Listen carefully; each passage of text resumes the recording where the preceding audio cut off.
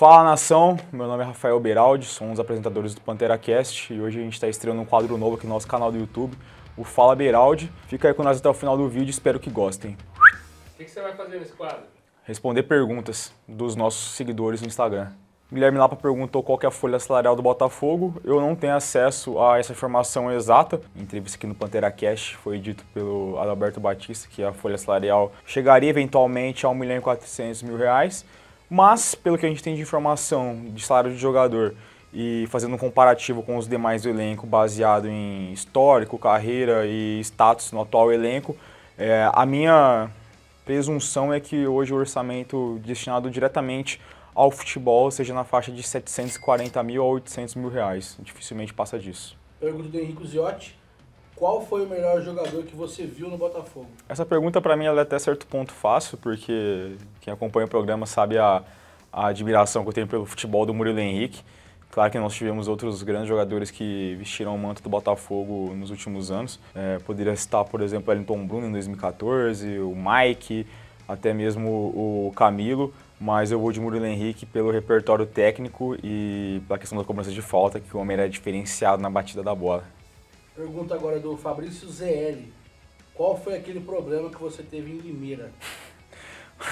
Foi um Botafogo e Vasco na Copa São Paulo de Futebol Júnior, não vou me recordar o ano exatamente. Cara, foi um jogo acho que 2 horas da tarde, se eu não me engano. Eu almocei em Ribeirão antes da gente pegar a caravana para ir para Limeira. E chegamos no estádio com antecedência e não podíamos entrar, porque o policiamento ele estabelece um horário exato para você poder acessar as dependências do estádio.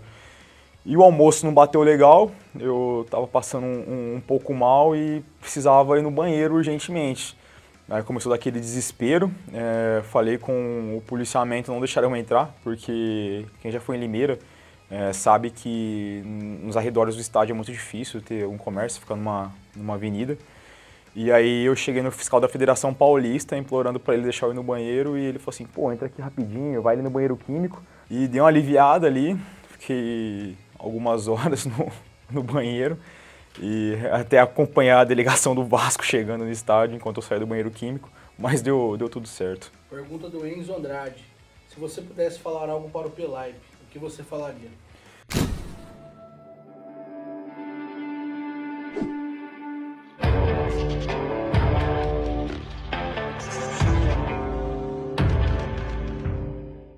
Complicada essa pergunta. Até certo ponto é um pouco pretensioso da minha parte achar que eu conheço mais de futebol do que o Pelipe por todos os anos que ele tem e pela experiência que tem com os títulos, etc. Mas se eu fosse poder dar um conselho para ele...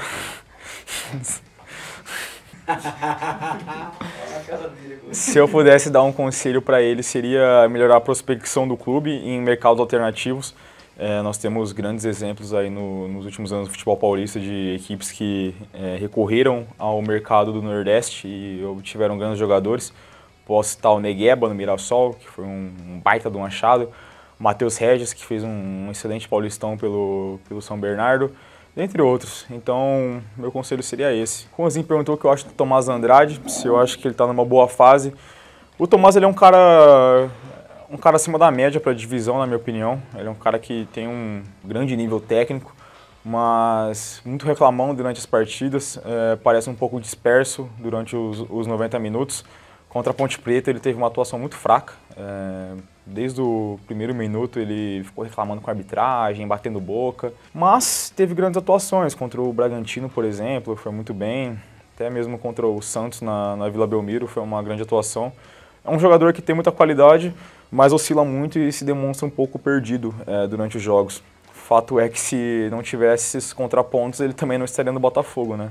Pelo nível técnico que ele tem, provavelmente ele estaria no mínimo em um clube da Série A, como foi quando ele veio para o Brasil. O Maurício Andrade perguntou se eu ainda torço para algum time da minha cidade. Para quem não sabe, sou de Catanduva. Eu mudei para Ribeirão em 2012.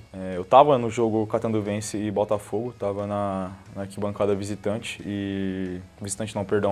arquibancada do mandante, já que o jogo foi em Catanduva. E me apaixonei pelo Botafogo à primeira vista, depois daquele dia. Ainda tive o prazer de ver o jogo do Guarani aqui em casa, aquele momento maravilhoso para a torcida do Botafogo.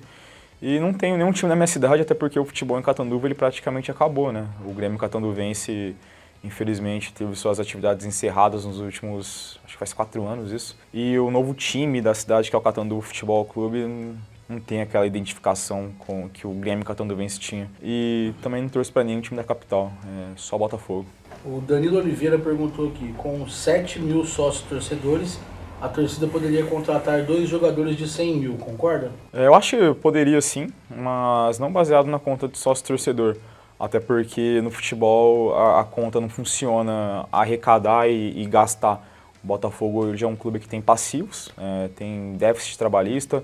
O futebol do Botafogo ele ainda não é autossustentável e honestamente está um pouco longe de alcançar isso. Até concordo com essa afirmativa que poderíamos trazer 2 jogadores de 100 mil reais, mas baseado na pergunta anterior, que é sobre o orçamento. Tendo em vista que o Botafogo provavelmente tem um orçamento entre 740 e 800 mil reais, 2 jogadores de 100 mil daria 1 milhão de folha, que é um número bem realista para uma Série B.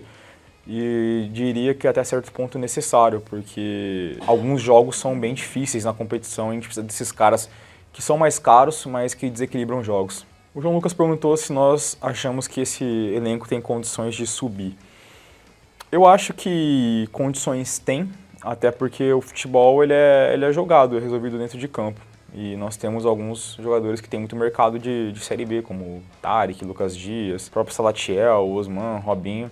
Mas não enxergo como uma meta da diretoria o acesso nessa temporada, até pela entrevista do Paulo Pelaipe ao Gol.com, onde ele afirmou que a meta do Botafogo é conquistar o acesso em 2025. Pelas contratações, até de comissão técnica, acredito que a meta seja fazer um campeonato seguro, meio de tabela, e honestamente eu estou satisfeito com isso, se isso se concretizar sem sustos. O Nicolas de Oliveira perguntou se eu trocaria o atual time do Botafogo. Inspirado. 2015 inspirado. Inspirado no time de 2015, que foi campeão da Série D. Tecnicamente, acho que não, mas se tivesse um cara estilo Marcelo Veiga para dar um chacoalhão nos caras e passar para eles o que é Botafogo, eu acho que nós teríamos pelo menos um espírito diferente dentro de campo, já que os últimos jogos do Botafogo ficou marcado negativamente pela apatia do time em alguns momentos. O Fê Branco perguntou o que eu acho das cativas ficarem vazias. Bom, esse é um assunto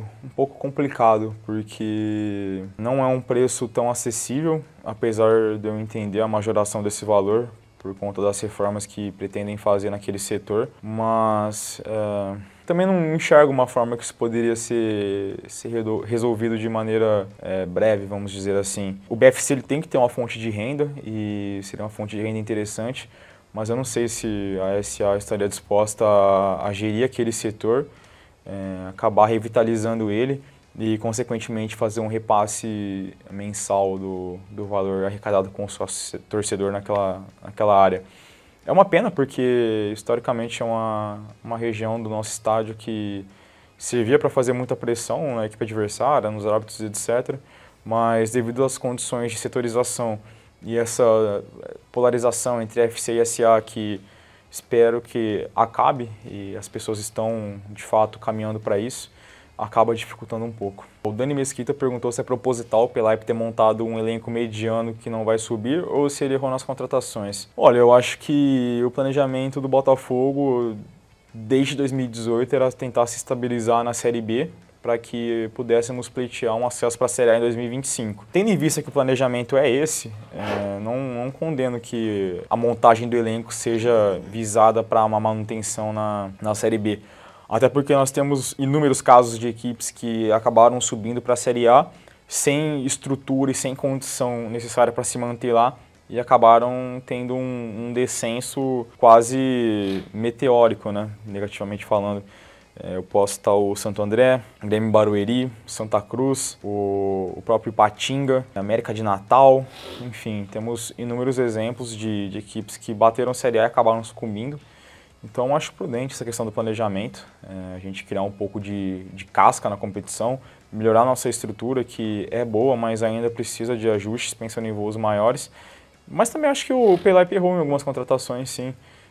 Esperávamos um punch maior de reforços, que chegassem para jogar, até porque era a nossa análise pós-Paulistão, que precisávamos por volta de 4 peças que fossem titular, e não aconteceu, e ainda perdemos alguns jogadores que não tiveram reposição à altura até o momento, como o Marcel, por exemplo. É um mix de ambas as coisas, mas não coloco como tom pejorativo essa questão do elenco ter sido formado para se manter na Série B. O Fernando perguntou, o Bruno Michel teria espaço nesse time titular do Botafogo? Sinto que ele rende mais do que o Osman. Não acho que o Bruno Michel teria espaço para ser titular nessa equipe. O Michel acabou não tendo muito sucesso depois que saiu do Botafogo, fez um Paulistão apagado pelo Guarani e agora está no São Bernardo disputando a Série C. Fiz até um bom jogo contra a Aparecidense, pelo que eu acompanhei, mas para ser titular não acho que seria um nome interessante. Talvez como opção vindo do banco no segundo tempo fizesse mais sentido, pegando a zaga um pouco mais cansada, colocando ele para fazer o duelo 1 contra 1, que ele gosta bastante do drible, do enfrentamento. Mas pensando em um titular de Série B, não me apetece muito. É isso, rapaziada, estamos ficando por aqui. Espero que vocês tenham gostado do nosso novo quadro.